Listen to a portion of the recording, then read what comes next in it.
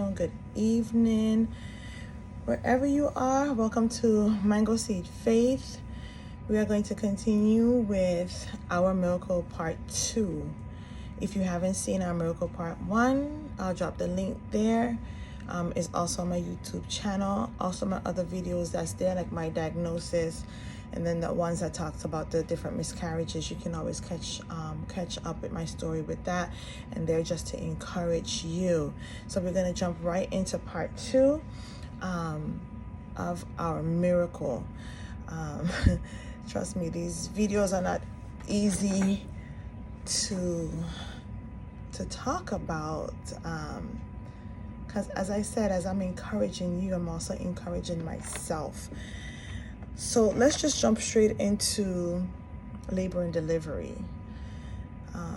I was considered high risk.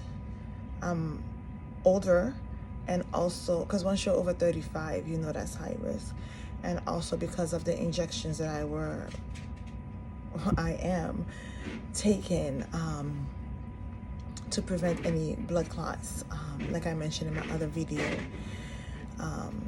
So I had to be induced because they did not want me to go too far into the pregnancy to prevent any complications or anything like that. The noise that you're hearing is just my little puppy, so I'm sorry, just excuse that. Puppy's playing. Everything became so surreal, excuse me, when I got on the maternity floor, and now I'm in the section, and you look on the wall and it says high risk unit, high risk maternity ward, something like that, and then I'm there, and of course you're praying as it leads up to this moment. You don't know what to expect. So I'm just going to basically tell you my experience. As I said, it's my experience and what I went through and how I got through it. So of course my mom and my husband is there with me, and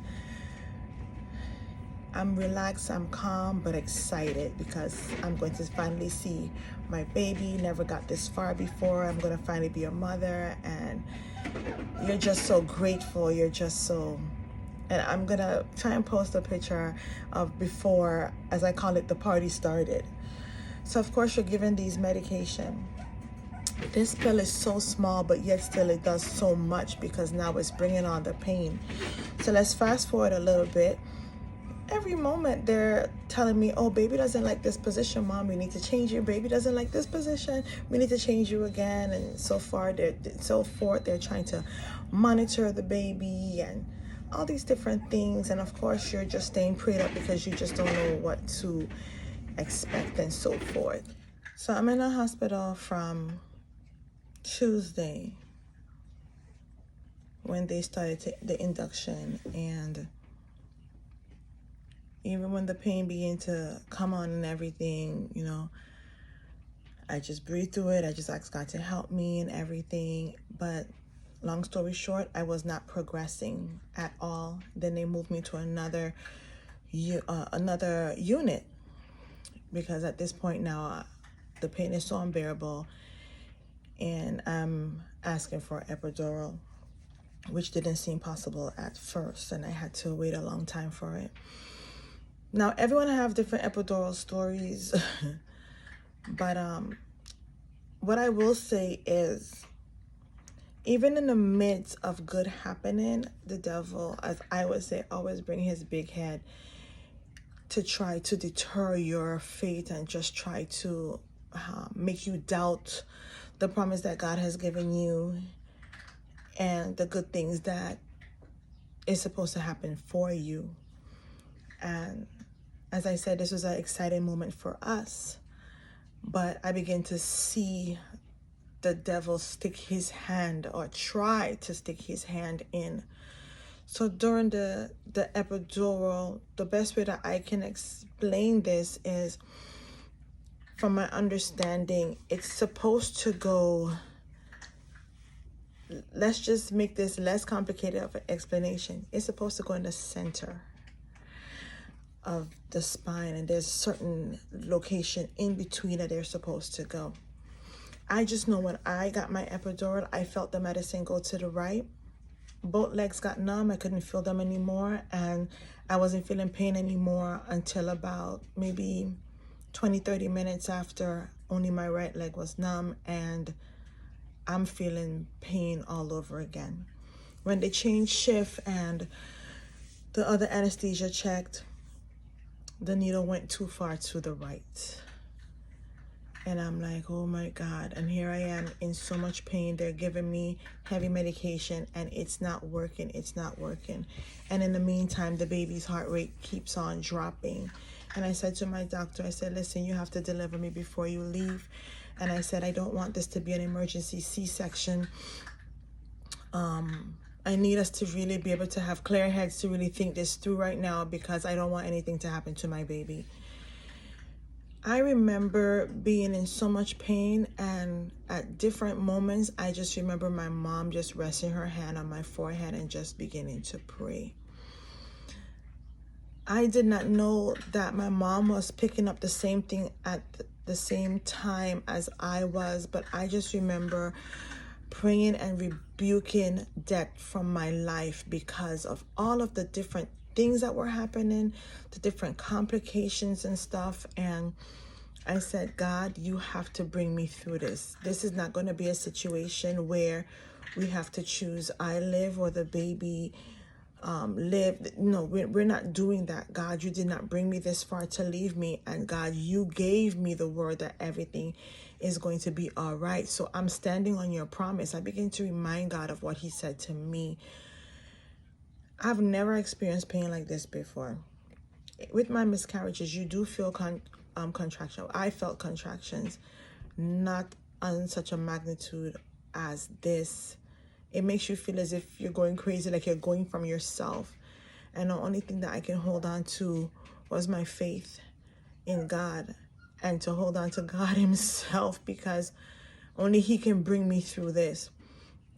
It's very important when you're in the labor and delivery room or in any situation that you are surrounded by strong, believing, faith-building individuals, because I've said it before, there's times where I had to be reminded of my faith because of what I was seeing ahead of me. And my mom would say, remember your faith, remember your faith. I just want to interject for a moment in the midst of this story and say there are times where God wants you to share your story, and because you may be afraid or you just don't want individuals to know all the things that you have gone through, you hold back on it and you fight what God has said to you to share.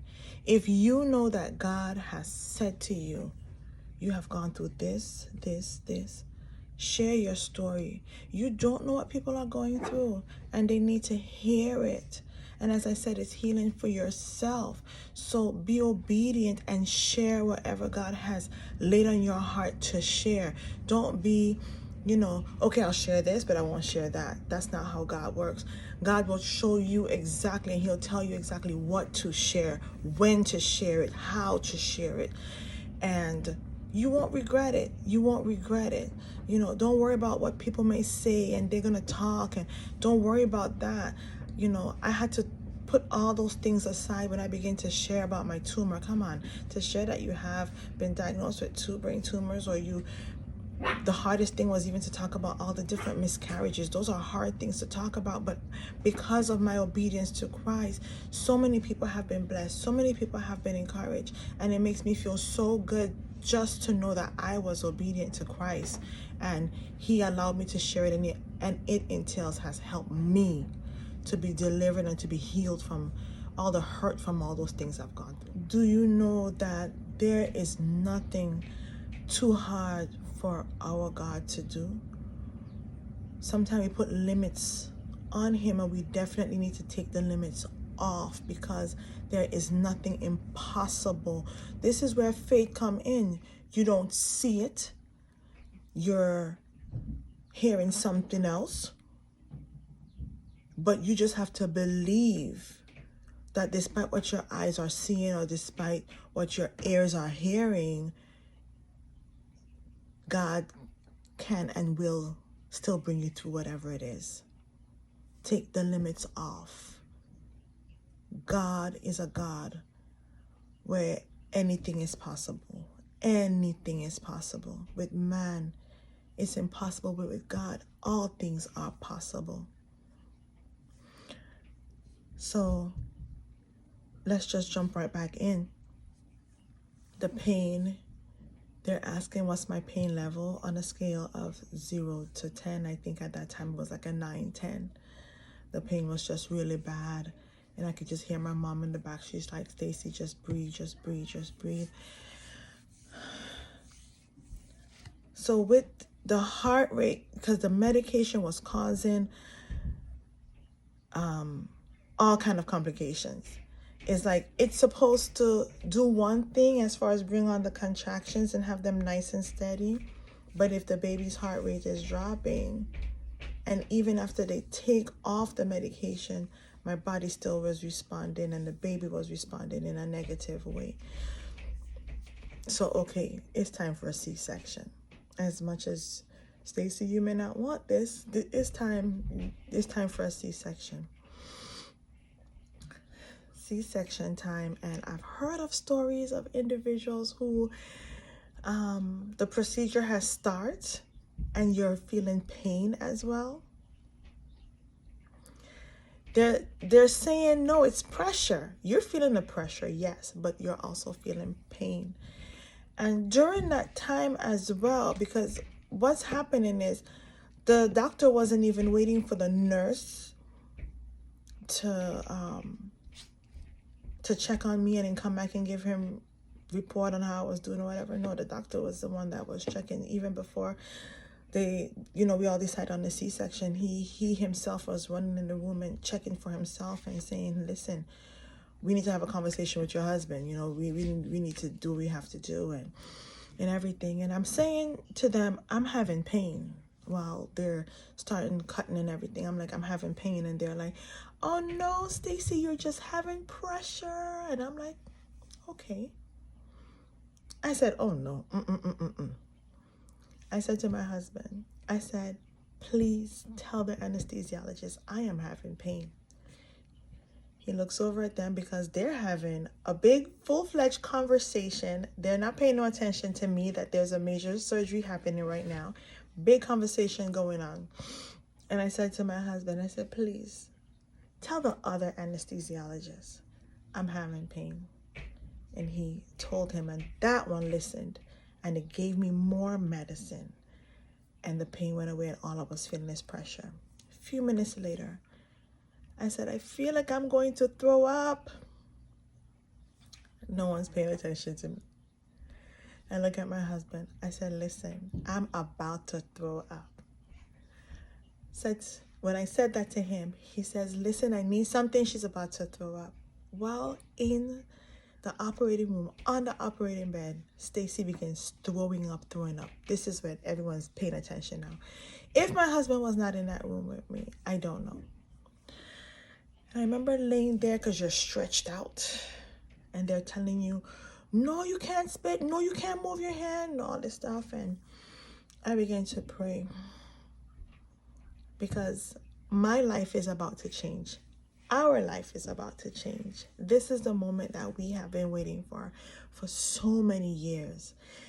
This is our season. And listen, this is just so excited just to even talk about it. I thought I would be really emotional to talk about it, but I'm just so excited just to tell you about my God, our God. And I remember closing my eyes and beginning to pray and just putting everything into God's hands. And I looked over at my husband. I said, our baby's coming right now, because I could feel where they're pushing from my chest to push the baby out. I said, the baby's coming now. And oh my goodness, remember I went in on Tuesday.